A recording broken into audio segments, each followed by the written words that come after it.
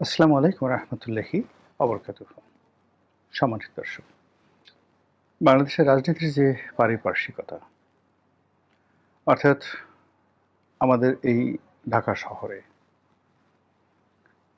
এবং আমাদের পার্শ্ববর্তী দেশে যে ঘটনাগুলো ঘটে চলেছে, তার প্রেক্ষিতে বাংলাদেশে একটি দক্ষিণপন্থী ধর্মভিত্তিক রাজনৈতিক দল বা রাজনৈতিক সরকার বলতে গেলে অনিবার্য হয়ে পড়েছে, এবং এটা অনেক আগে অনিবার্য হয়ে পড়েছিল।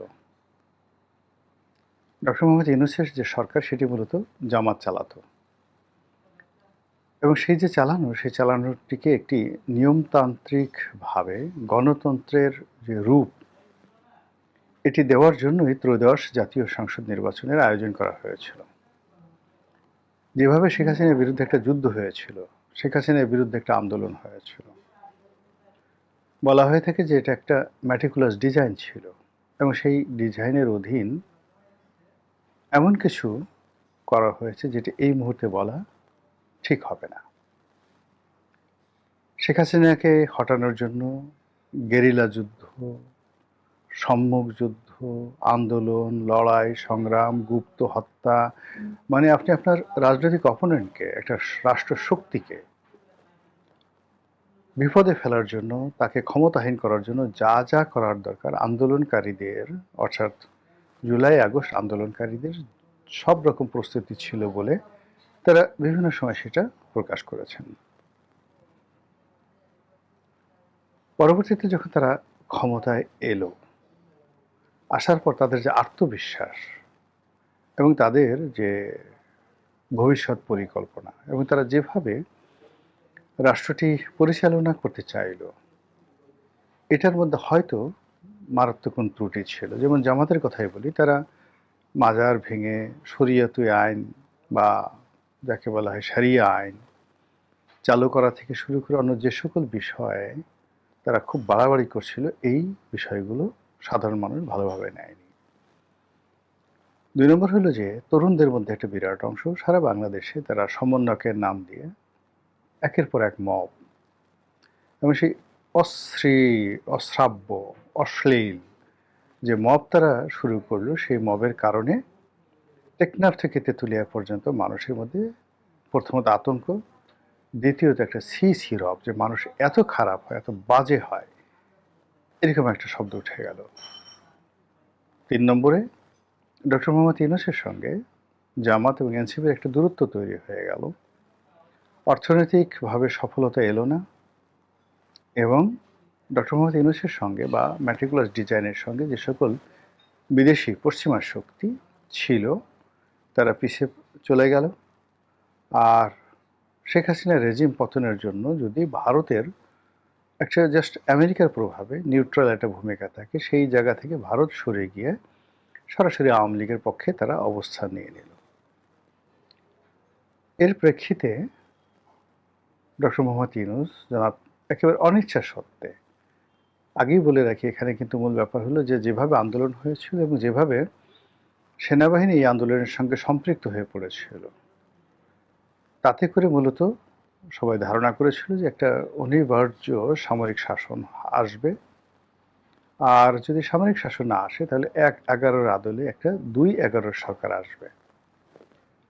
এর কারণ হলো জেনারেল ওয়াকারুজ্জামান এবং তার যারা সঙ্গী সাথী ছিলেন, তারা যদি শেষ মুহূর্তে শেখ হাসিনার সঙ্গে সহযোগিতার যে হাত তার ছিল, সেই হাতটি সরিয়ে না নিতেন এবং আন্দোলনকারীদের পক্ষে অবস্থান না নিতেন, এবং কেবলই মাত্র গণভবনের যদি প্রোটেকশন তারা দিতেন, এবং এখন যদি শেখ হাসিনাকে বাংলাদেশে তারা রেখে দিতেন, ইতিহাস ভিন্ন হতো। ফলে এখানে পুরো সেনাবাহিনী ১/১১ সময়ের যারা যে কাজটি করেছে, ঠিক সেম কাজটি তারা শেখ হাসিনার সঙ্গে করেছে। তবে পার্থক্য হলো এই, ১/১১ পরে তারা যেভাবে নিজেদের লোক ক্ষমতায় বসিয়েছে এবং ক্ষমতার পেছনে থেকে মূলত তারাই সবকিছু চালিয়েছে। তো সেই মঈনুদ্দিন ফখরুদ্দিন সরকারের মতো এবার ওয়াকারুজ্জামান আসলে এরকম কোনো ক্ষমতা প্রয়োগ করেননি, এবং এখনো পর্যন্ত জনাব ওয়াকারুজ্জামান এবং তারা যারা সঙ্গী সাথী আছেন, তারা 111-এর মাসুদ উদ্দিনের মতো জেনারেল, মানে ব্রিগেডিয়ার জেনারেল বারির মতো তারপরে হাসান মাসুদ চৌধুরীর মতো, মতিন সাহেবের মতো যিনি স্বরাষ্ট্র মন্ত্রণালয়ের দায়িত্ব ছিলেন, ঠিক ওইরকম বিতর্কিত ভূমিকা তারা পালন করেন। দ্বিতীয়ত হলো যে জেনারেল ওয়াকারুজ্জামান আসলে চাননি ডক্টর মোহাম্মদ ইউনূস ক্ষমতায় তিনি আসুন, কিন্তু বিপ্লবীদের পছন্দ, নাহিদদের পছন্দের কারণে ডক্টর মোহাম্মদ ইউনূস আসছেন। কিন্তু ইউনূস সাহেবের সঙ্গে ওয়াকারুজ্জামানের একটা ভালো সম্পর্ক কখনই ছিল না। তো এর ফলে এই সম্পর্কটি মাঝে মধ্যে এতটা অস্বস্তির অবস্থায় পৌঁছে গিয়েছিল যে আমরা তখন ভয় পেয়েছিলাম যে যে কোনো সময় ডক্টর মোহাম্মদ ইউনূস ওয়াকারুজ্জামানকে পদচ্যুত করবেন, অথবা ওয়াকারুজ্জামান ডক্টর মোহাম্মদ ইউনূসের কাছে ক্ষমতা নিয়ে সরাসরি মার্শাল লতে চলে যাবেন। তো সেই কাজগুলো হয়নি। সেই কাজগুলো না হয়ে দেখা গেল যে যে যার মতো অবস্থায় থেকে জাস্ট ঢিল হাওয়া মে ছেড়ে দিল সব কিছু। দেশ এগুলো না। যারা শাসন ক্ষমতায় ছিলেন তারা শাসন চালাতে পারছিলেন না। যারা ম্যাটিকুলাস ডিজাইনে ডক্টর মোহাম্মদ ইউনূস থেকে শুরু করে অন্য সবাই থেকে ক্ষমতা এনেছিলেন, তারা চিন্তা করলেন যে এই লোকের প্রতি নির্ভর করা যায় না। এই অবস্থা একটা হযবরল যখন হয়ে গেল, তখন ডক্টর মোহাম্মদ ইউনূস, অর্থাৎ যেভাবে ওয়াকারুজ্জামান নিজের অনিচ্ছা সত্ত্বেও ইউনূস সাহেবকে মেনে নিয়েছিলেন, তদ্রূপ ইউনূস সাহেব অনিচ্ছা সত্ত্বেও বিএনপিকে এবং তারেক রহমান সাহেবকে মেনে নিয়েছেন। সেখানে পর্দার আড়ালে বিএনপির সঙ্গে, এনসিপির সঙ্গে, জামাতের সঙ্গে, ডক্টর মোহাম্মদ ইউনূসের সঙ্গে কিংবা আমেরিকার সঙ্গে আসলে কি কি সমঝোতা হয়েছে এটা আমরা এখনো পর্যন্ত বুঝতে পারছি না, জানতে পারি না। আমরা শুধুমাত্র একটা জিনিস দেখেছি যে বাংলাদেশে একটা মহা সর্বনাশ হয়েছে, আমেরিকার সঙ্গে একটা চুক্তি করা হয়েছে যেটিকে সবাই গোলামির চুক্তি বলছে। এই একটি বিষয় ছাড়া বাকি সমঝোতার যে বিষয়গুলো সেগুলো সম্ভবত উল্টে গেছে। তো সেই সম্ভবত উল্টে যাওয়ার কারণে বিএনপির ভাষা চেঞ্জ হয়ে গেছে, জামাতের ভাষা চেঞ্জ হয়ে গেছে, রাজপথ উত্তপ্ত হয়ে গেছে, পর্দার আড়ালে নানা রকম চক্রান্ত চলছে। ক্যান্টনমেন্ট, বিচারালয়, সেক্রেটারিয়েটে কি চলছে আমরা কিচ্ছু বলতে পারি না। এবং এরই মধ্যে যেটি হলো সেটি হলো পশ্চিমবঙ্গে উগ্রবাদী বিজেপি তারা ক্ষমতা লাভ করেছে, মমতা ব্যানার্জি পরাজিত হয়েছে এবং শুভেন্দু সবচেয়ে উগ্রবাদী যে নেতা বিজেপির, সে এখন সেখানকার মুখ্যমন্ত্রী। ধরা হয়ে থাকে যে শুভেন্দুর সঙ্গে আওয়ামী লীগের খুব ভালো সম্পর্ক, বিজেপির সঙ্গে তো অবশ্যই ভালো সম্পর্ক, আর মমতা ব্যানার্জির সঙ্গে জামাতের একটা ভালো সম্পর্ক ছিল। তো সেখানে মমতা ব্যানার্জি পরাজিত হওয়ার কারণে জামাতের কি সুবিধা হলো না অসুবিধা হলো এটা নিয়ে আলোচনা। কিন্তু আপনারা যেটি লক্ষ্য করবেন সেটি হলো আমাদের সীমান্ত ঘেরা পশ্চিমবঙ্গের যে সকল এলাকা রয়েছে, সীমান্তের এপারে প্রায় সবগুলো সংসদীয় আসনে জামাতের প্রার্থী জিতেছে, আর ঠিক ওপারে সবগুলো আসনে শুভেন্দুর প্রার্থী অর্থাৎ বিজেপির প্রার্থী জয়লাভ করেছে। তো ক্ষমতা আসার সাথে সাথে শুভেন্দু ধর্মীয় উগ্রবাদ বলতে যা বোঝায় প্রায় সবগুলো সে এবং তার লোকজন করা শুরু করেছে। গরু কুরবানি দেওয়া যাবে না, মসজিদে গিয়ে যখন মুসলিমরা নামাজ পড়ছে তখন তারা সেখানে গিয়ে শাখা ঢোল পেটাচ্ছে, তারপর মুসলমানদেরকে অপমান করে নানা রকম কথা বলছে। তারা কলকাতার মুসলমানদেরকে তারা পুশিং করে বাংলাদেশে পাঠাবে, সীমান্ত 100% সিল করে দেবে। এরপরে যে সকল বাংলাদেশি লোকজন বিশেষ করে মুসলিমরা রয়েছে তারা অভিযোগ করছে তাদেরকে ঠেলে ঠেলে বাংলাদেশে পাঠিয়ে দেবে। নানা রকম উগ্র কথাবার্তা বলার সাথে সাথে মসজিদে আক্রমণ চালাচ্ছে। এবং পশ্চিম বাংলার কলকাতার, মুর্শিদাবাদের, হুগলির যে কোনো ঘটনা কিংবা আসামের, ত্রিপুরার যে কোনো ঘটনার সঙ্গে সঙ্গে বাংলাদেশে প্রতিক্রিয়া তৈরি হয়। শুভেন্দু ক্ষমতা আসার সঙ্গে সঙ্গে আমাদের সীমান্ত গরম হয়ে পড়েছে, সীমান্তে অনেকবার গোলাগুলি হয়েছে। আমাদের বর্ডার সিকিউরিটি ফোর্স যেটা আছে মানে বিজিবি বর্ডার সিকিউরিটি গার্ড, আর ওদের বিএসএফ বর্ডার সিকিউরিটি ফোর্স, তারা প্রায় গুলি বিনিময় করছে।